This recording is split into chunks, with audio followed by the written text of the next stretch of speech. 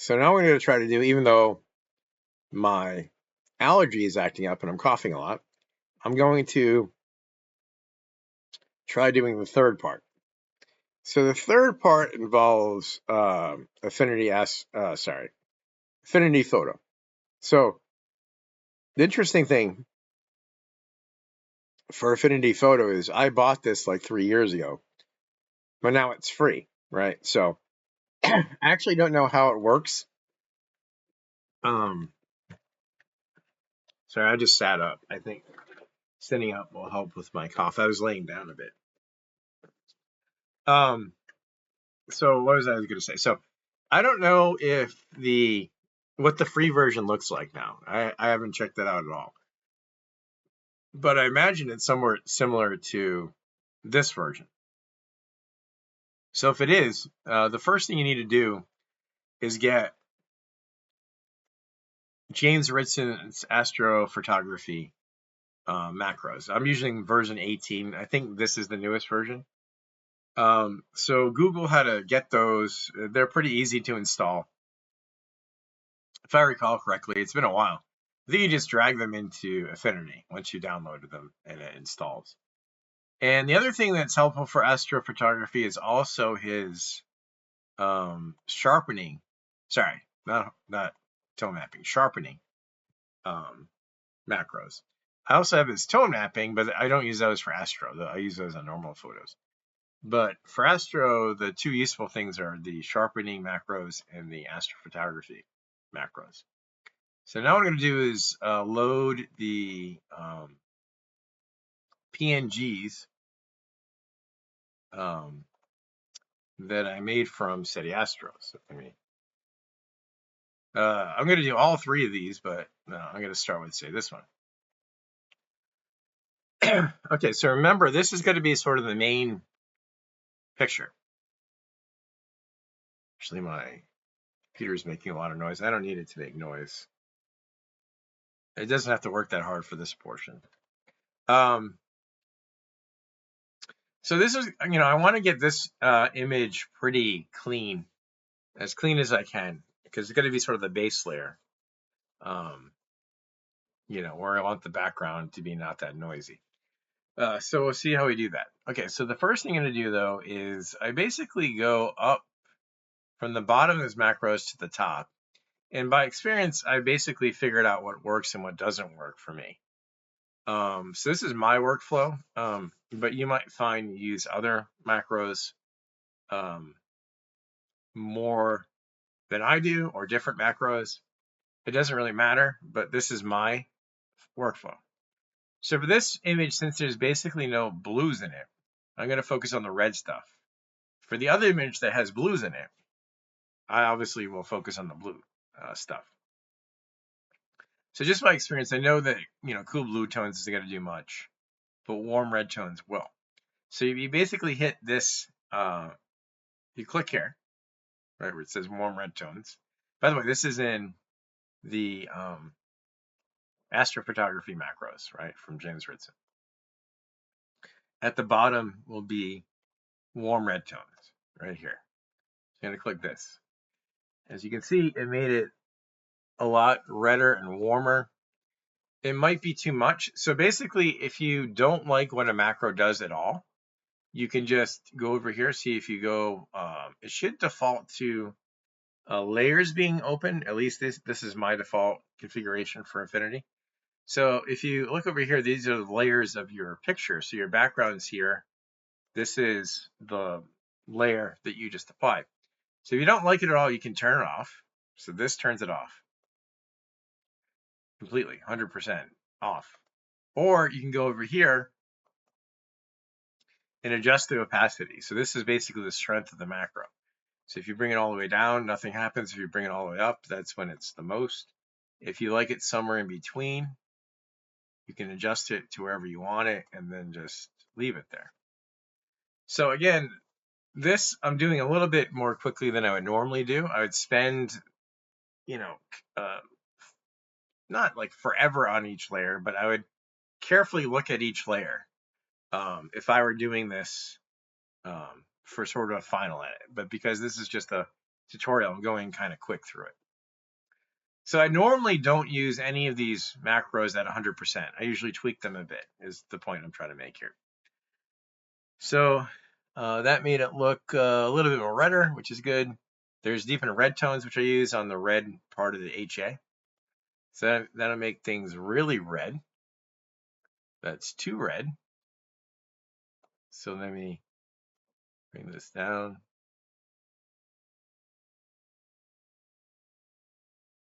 Maybe something like this. Keep in mind again, one more time, I'm going to use the other picture to replace a lot of the middle, or at least blend into a lot of the middle. So I'm focusing on the middle a bit here, but I'm focusing more on the outside of the nebula to see how that shows up, and the background for this particular case.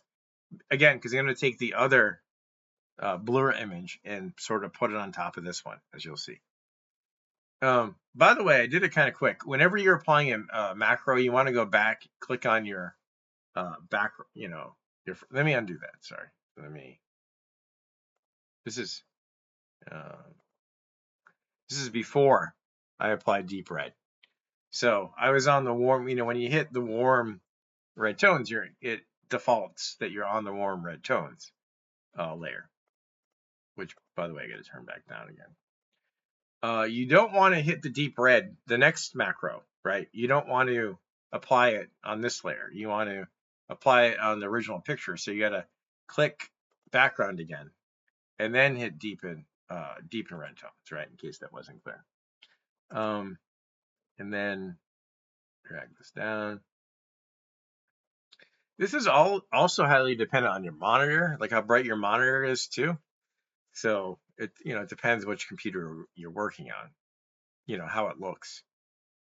All right, so I'm going to go back to background, and then I'm going to go to deepen red yellow detail. Again, you can play around with all these things, right? If you click on something, you don't like it, I know that looks awful. So if you don't like it, just click it off, right? It's not ruining your picture. It's just experimentation, right? So I know from experience that blue-green stuff isn't going to work on this picture because it's all essentially reds and yellows. So I'm going to focus on the red stuff, which is red-yellow detail, right? So that's the next thing I'm going to click. So this makes it very red, and it's way too much. So I'm going to turn it down.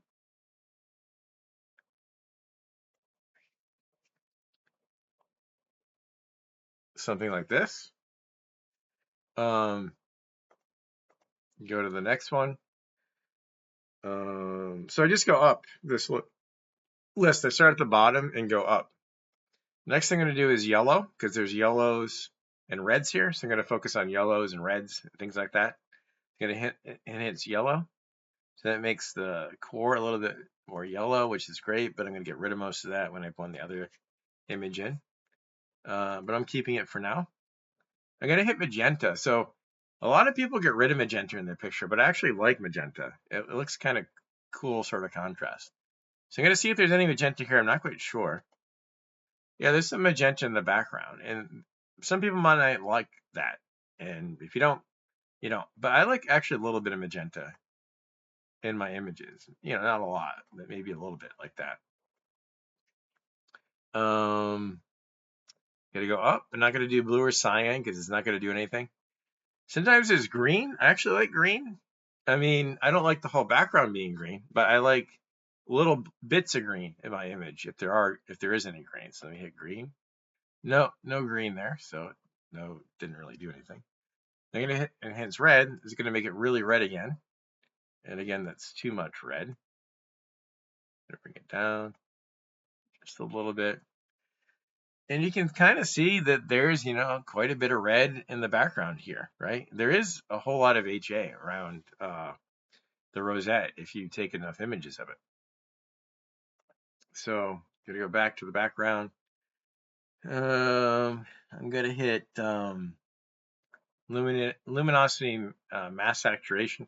So that basically makes the brighter parts of the image more saturated.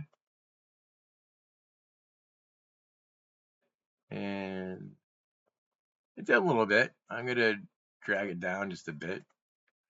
I'm going to hit Enhance DSO Luminosity. It's going to make the DSO a little bit brighter. Okay, that's good. Bring it down a bit.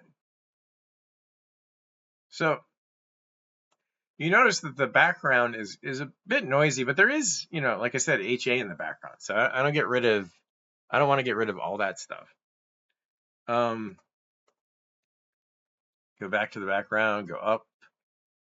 I usually do deepen color detail. That flattens out the detail a bit. It makes it a little bit more uniform, not as sort of saturation-ish. I got to bring that down a bit. I didn't do much for this particular image.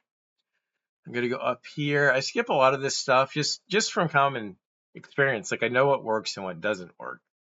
So I'm going to go up to subtle contouring. So you see what this does? Yeah, so it increases sort of the contrast in the nebula. I'm going to just reduce it down a bit. Again, I would take more time adjusting these things properly, right, if I were doing a real good edit. And I'm also going to do harsh contouring. So that really sort of defines the center, which is good. I'm going to bring it down a bit, though. And I'm going to do highlight brilliance. That makes everything brighter, but it also made the background a bit brighter, but not too bad. So I'm just going to tweak this down a little bit. You can also do masks, by the way. So I'll show you a mask first, right? So suppose you like this, how it, affected the middle of the nebula, but you don't like how it affected the background. So you only want it to affect the middle. So what you would do for any one of these macros, not only this macro, you would hit this button here, which is a mask, right? So just click this. For some reason it didn't work. Click it. Okay, there it goes. And it makes a mask, right? So you can hit this arrow and it drops it down so you can see it easier. But see, it's a white mask. So basically what that means is white will show the mask. Like, in other words, if it's white, everything from highlight brilliance will be visible, right? So the point is, what if you only wanted the middle to be, this highlight brilliance thing to work in the middle? So what you would do is you would invert the mask, right? So to invert the mask, you either go up here and go filters, layer invert, or you hit Control I, right? So Control I inverts and then inverts again, right? So when you invert the mask, it's going to be black now, okay? So if you grab a brush over here, paintbrush, right? So the paintbrush is here, you hit paintbrush, and you make the paintbrush white, which is, you click on the white, because right now it's black actually. See, it's dragged all the way to the left. If you click this, it'll go to the right. Now, if you paint on the mask white, it'll reveal the part that you want highlight brilliance to work. By the way, I make the opacity small, so you gradually paint in, right? If you made it 100%, it would basically turn it white immediately. But basically, if you put it, down, it paints in gradually, so you don't overdo it at first, right? And by the way, if you overdo it, you can switch it back to black, and that gets rid of what you're doing, right? So black gets rid of it, white paints it in, right?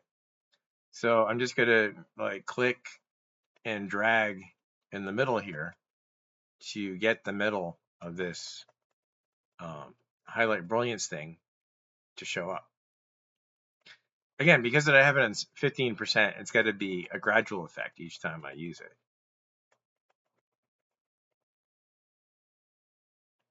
Is the painting in? Yeah, there it goes. It's just taking a little while to show up. So let me show you. See, now it only works. See, it's only working where I'm painting it in. So that's another trick. If you only want each sort of macro to work on a certain portion of the image, you could always use masks like this, right? So let's see. Yeah, see, it's just working in the middle. It's not doing the outside. So that's an example how you use mask. Now let me go down back to the background. And that's pretty much what I want for this particular image.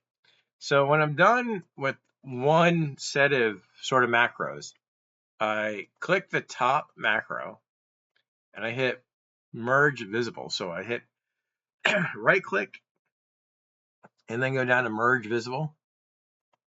And that basically combines everything you just did into one object.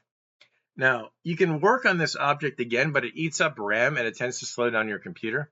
So what I do is I right click, I hit copy, I go to file, and I go new from clipboard. And that gives you a new image to work with that's free of all the other macros that were there. Now, it's a little bit noisy, and I didn't, so to get rid of some of the noise here, you can actually use GraExpert again. You can load this into GraExpert and run the denoising again. There's also some denoising here, which kind of works okay. Let me try it.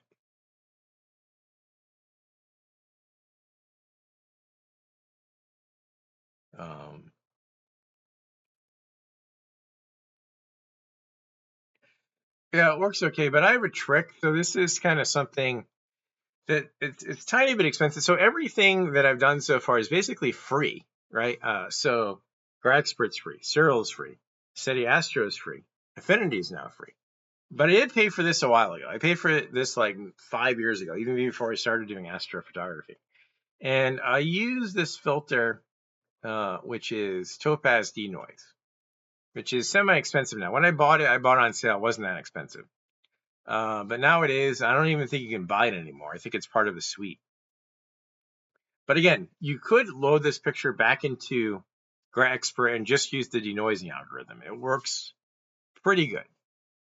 Not as good as Topaz Denoise, but pretty good.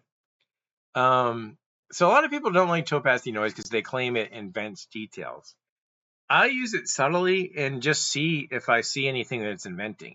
If I do, I tone it down. I usually use it quite subtly, right? I use it usually below 50, both of these.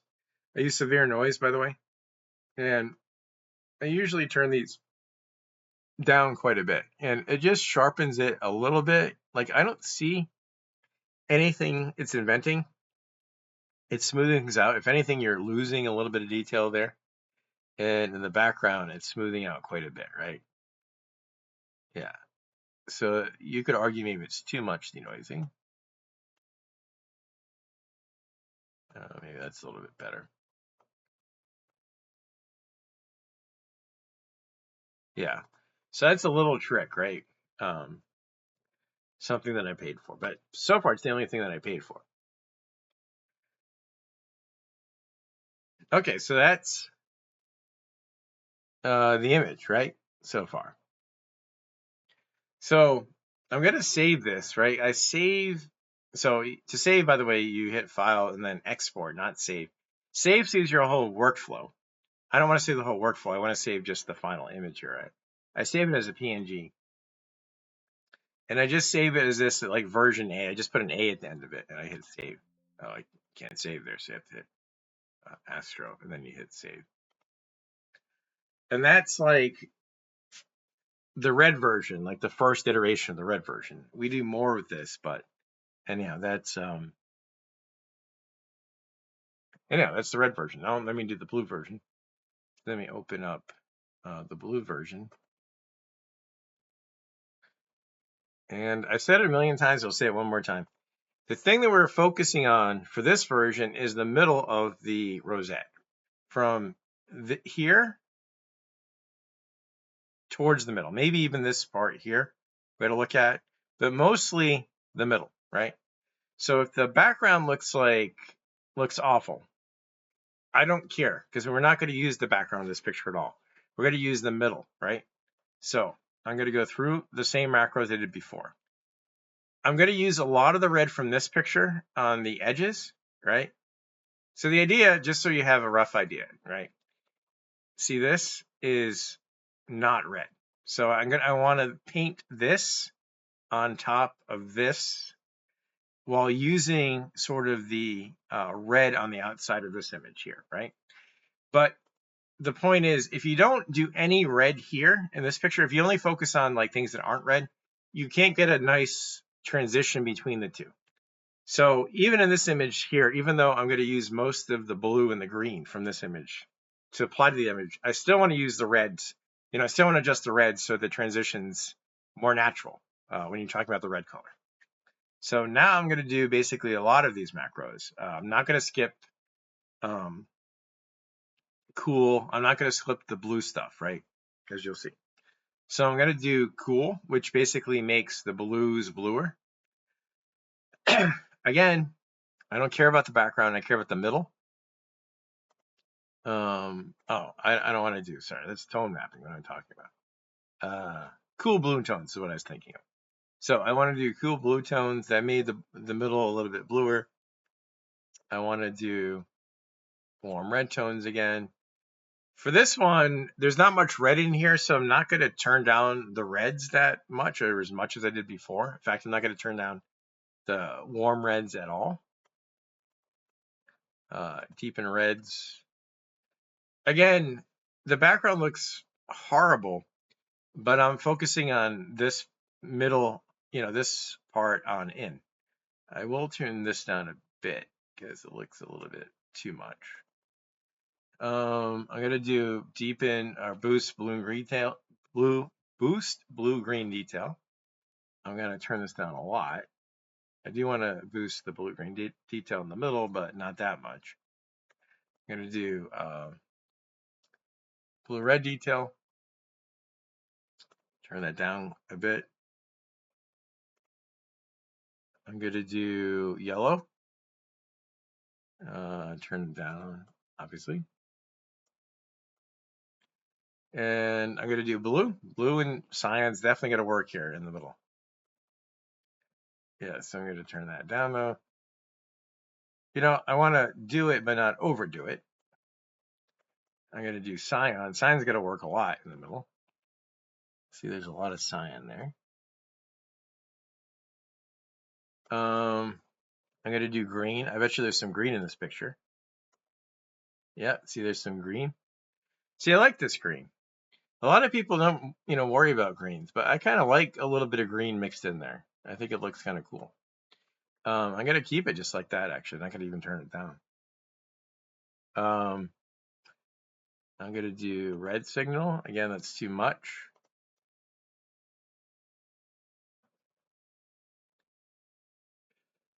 I'm gonna do the same things I did before. I'm gonna do enhanced luminosity, luminosity mass saturation. Sorry.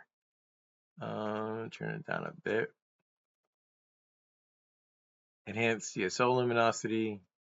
Turn it down. Deepen color detail. Turn it down.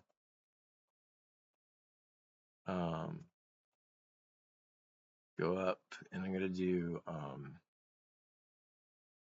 subtle contouring.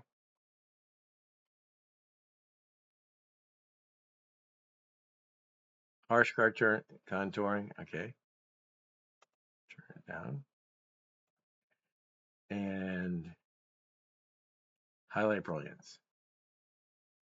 Okay, that's pretty good. Now, this is not a great edit. I'd probably go a little bit slower through this, make it look a little bit better, but you get the idea. And I'm going to do the same thing I did before. I'm going to take the top macro, right click, hit merge visible. Right click this, copy file new from clipboard. I'm going to apply the denoising.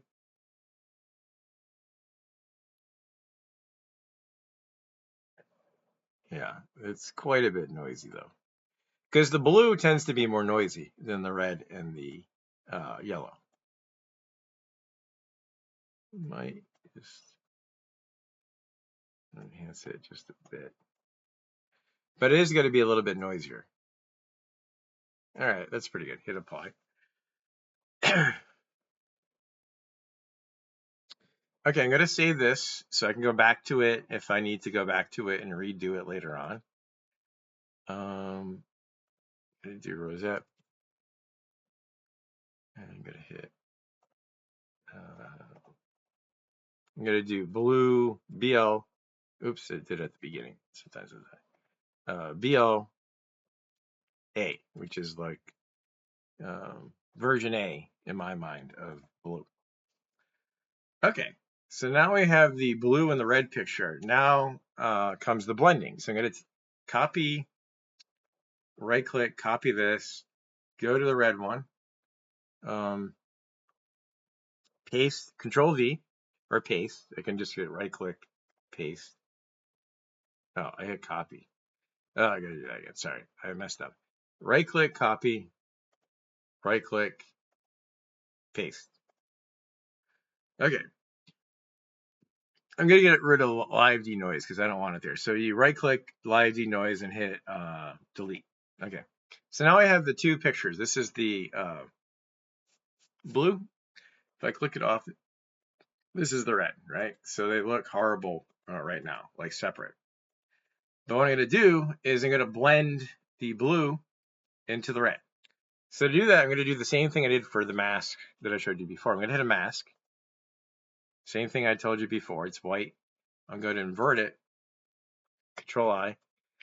I'm going to select a paintbrush, make it white, make the brush a little bit bigger, increase the opacity just a bit, and then brush in white over in the middle, and that'll paint in the blue, right? It'll gradually paint in the blue, as you'll see.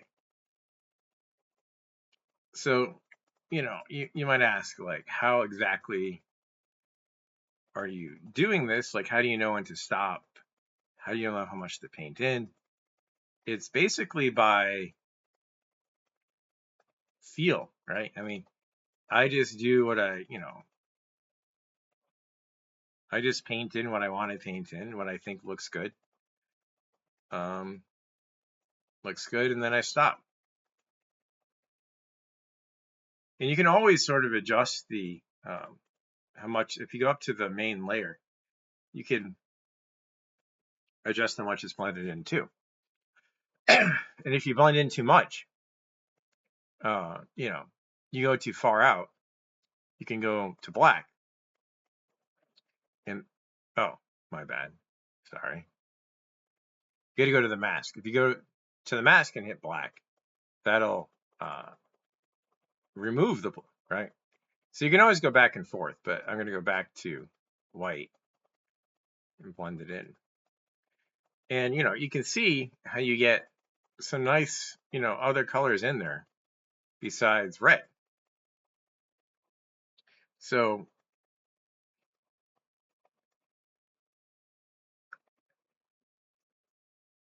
again, maybe this is a little bit much, and I did this a little bit quicker than I normally do it, but that's the idea. So you can see it looks quite a bit more interesting, right, than it did before. Okay, so then I'm going to hit. I'm actually kind of happy with that. It's not perfect, but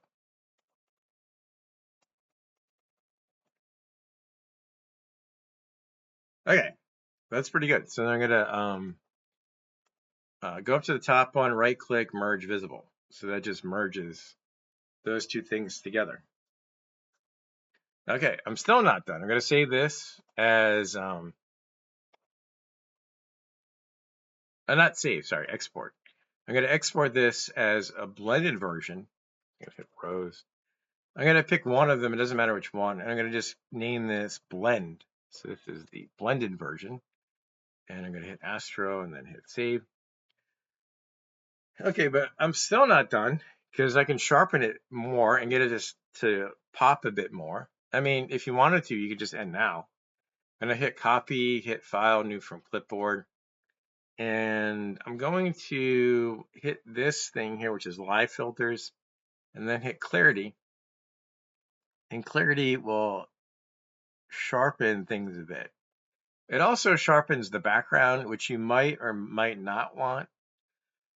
So if you don't want the background there sharpened, you can also do a mask and just do the middle. But actually, I'm going to have the background. A little bit of stuff in the background. It looks a little bit noisy, but I'm just going to keep it like that for now. And so that's too much.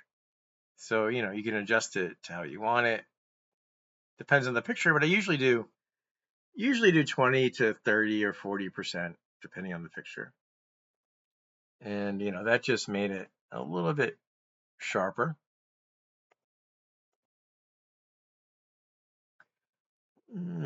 Okay.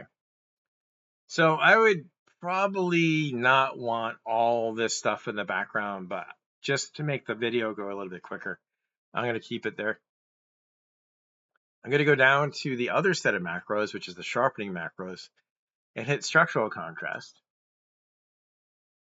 So that makes the structures kind of pop. Of course, it makes it pop too much. So you can adjust the intensity. I'm going to do enhance local contrast. So that made things pop, but it also made the background pop, which I don't want. So I'm going to turn that down quite a bit. Now you could mask this again, so it just does the middle. But to make things go faster, I'm just going to turn it down quite a bit. And then I'm going to hit enhance depth and contrast and turn it down quite a bit. All right, so that made it a little bit more sharp. And then I'm going to merge all these together again. And I'm going to run one more round of denoising because I enhanced a little bit of the noise here. So I'm going to see if I can smooth that out a bit.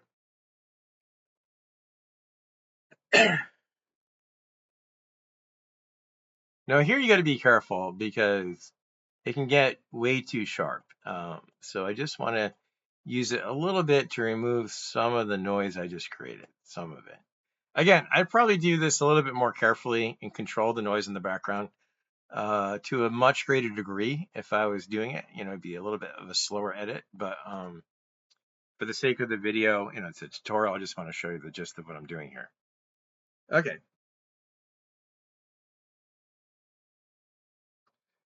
So that's pretty good. Keep in mind, this is only 12 minutes of data from Bortle 8.5. So it is 100% not perfect, but I don't think it's bad at all for 12 minutes. Okay, so then I'm going to save this again, or export it as the part, A, got to call it version A, the blended version.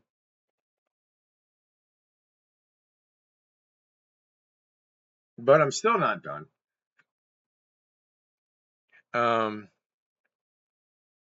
So then what I'm going to do is another trick.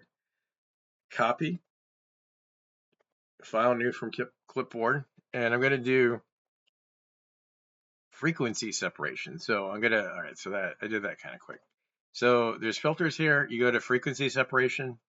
This dialog pops out. Drag this all the way to the right, hit apply.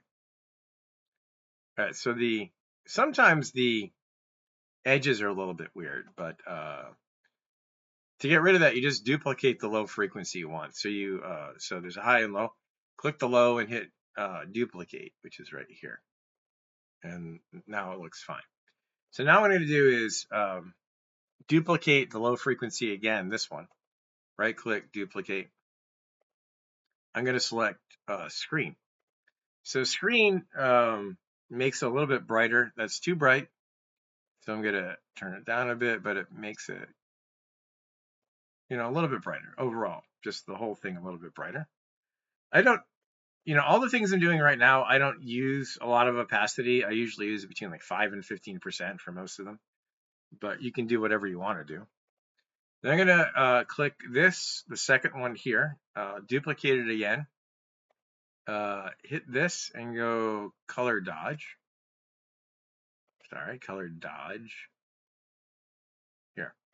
And that makes it a little bit more colorful, a little bit more saturated, but I'm going to bring that way down again. Something like that. I'm going to hit this low frequency again, duplicate it again.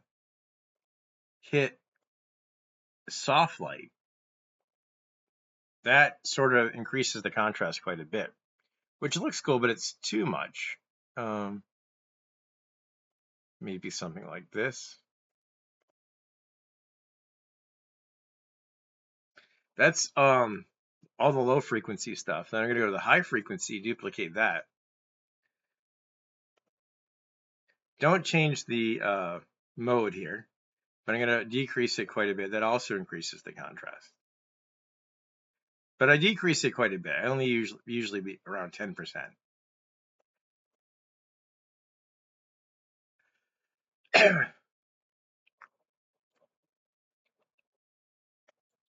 So you can see it looks pretty good. Okay, so that's pretty much it for this, the Starless. I enhance both stretches, both color calibrations, combine them, sharpen the combined image, and I'm pretty much done with it. So I just copied it into a new document. Then I'm going to open the star mask. So I'm going to hit open. I'm going to find the star mask that Cyril made a long time ago, which is, where's the stars? Here it is, right here, the star mask, right? And I have my own set of macros here, so you can like make macros from the macros which I did here. I'll show you what these things are after I do it. But it's basically some of the things I did when I did that I used on the Starless one, like for instance, cool blue tones, warm red tones, enhanced yellow, enhanced cyan, enhanced red, deepen color detail. Same kind of things I did. You could, and remove star fringing. That's a new one. I forget where that is, but somewhere in here is remove star fringing. So it's basically just doing all these things, but like I did them so often for the stars, I just made my own macro to do them all at once. Now it looks ridiculous. So I'm going to turn down the yellows quite a bit, turn down the reds quite a bit, and turn down the cyans just a bit. And that looks better. They're colorful, but they're not crazy. And then I'm going to, merge these, merge all of it. So hit the top one, hit merge visible. Copy. Go to the Starless, paste. And then on the star mask, I hit screen. So there's the combined stars and Starless picture. Now, I also work on the Starless a bit more here. So for instance, I might do one of these other stretches to see what happens. Or I might do punch and saturation, which really takes things over the top, but I turn it down quite a bit. I might want to drop the levels down a bit. So let me check out the levels. So I'm going to click the Starless one, go to levels. And you see there's a little bit of space here between when everything starts in here. So that's going to darken the image up a bit. So I might want to just drag it over just a bit. Again, you can, click on these layers and keep them or get rid of them or adjust the layer, right? The opacity. So maybe I want to drop it down just a bit. Maybe a little bit more. And that just darkened up the image a bit. Let's see what punch and saturation did. A little more punchier. And it looks pretty good, right? For 12 minutes. And then what I'll do is merge this. And this is basically it. Now, I then bring it into Darktable to tweak like contrasting colors just a bit, but not that much. So this is like 95% of my workflow. Another 5% or so in Darktable, but this is most of it. And then when that's done, I'll save it. And yeah, so this is rows, 12 minutes, all 25, edit 2, or whatever you want to call it. And that's the final image. Again, 12 minutes of data from Bortle 8, 8.5, right? But a lot of people when they're editing H alpha picture will just do the color calibration, like the photometric color, and they'll get an image which looks pretty close to this. Like if I bring the stars, let me just copy. I mean, they might tweak it a bit. It might not be exactly like this. Oh, I hit merge visible. I don't know why I hit merge visible. I want to paste. Yeah, I mean, that's what I see a lot online. It's basically red, maybe a little bit of yellow in there, but this is much more interesting, I think, right? Like a picture like this, where you have the blues and the greens and the yellows. And again, I like a little bit of the greens in there, right? So you can see a little bit of green in there. I like that. Some people don't like it. Anyhow, that was a quick edit, but you get the basic idea. And this is what I do when I do final edits for all these sort of pictures. And I spend more time on each sort of macro. Okay, so that's it.